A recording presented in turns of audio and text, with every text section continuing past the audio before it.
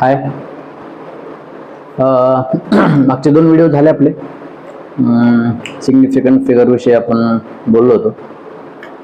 आता त्या पुढचा टॉपिक आहे. ॲक्च्युली व्हिडिओ पोस्ट करायला खूप दिवस लागले. एक माईक मागवला होता, तो जुना माईक खराब झाला होता, त्यामुळे नवीन माईक आल्यानंतरच व्हिडिओ पोस्टिंग चालू केलेलं आहे. ओके, असो.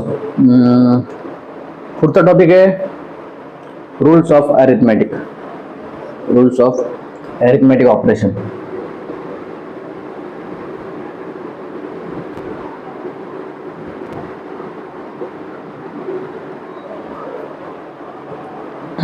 with significant figures.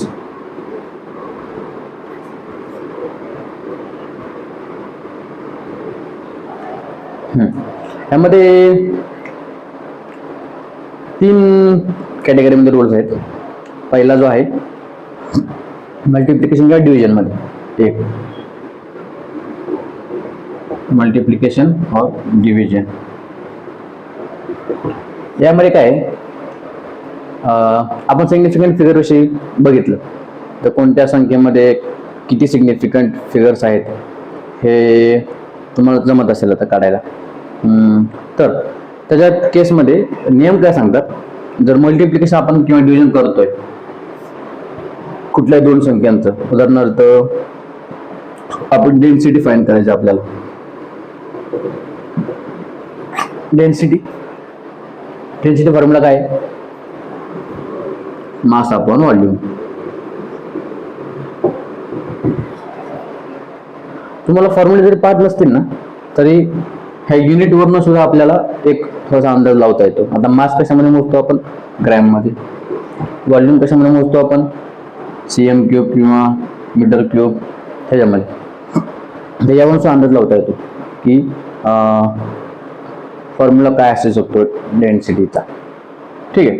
म्हणजे आता एक्झाम्पल काय बघतो, समजा उदाहरण घेऊ 8.922 फॉर एक्झाम्पल साठी घेतले फक्त हे, डिवाइड बाय 2.22.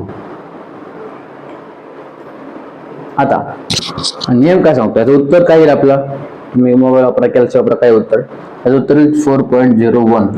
हे 8.9 काय मास आहे, ते कशामध्ये मोजणार, ग्रॅम मध्ये. हे व्हॉल्यूम कशामध्ये मोजणार, CM क्यूब मध्ये.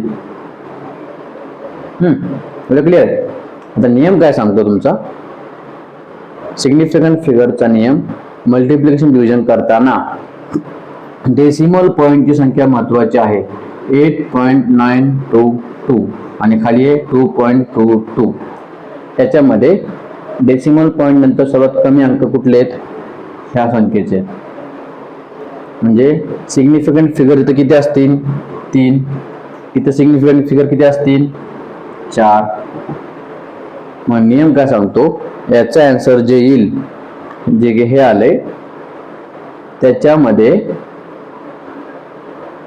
डेसिमल पॉइंट, किती डेसिमल पॉइंट मध्ये आन्सर लिहिणार ते, तर प्रश्नामध्ये कमी सिग्निफिकंट फिगर असलेल्या संख्येमध्ये जेवढे डेसिमल पॉइंट आहेत तेवढे डेसिमल पॉइंट ह्या आन्सर मध्ये येतील.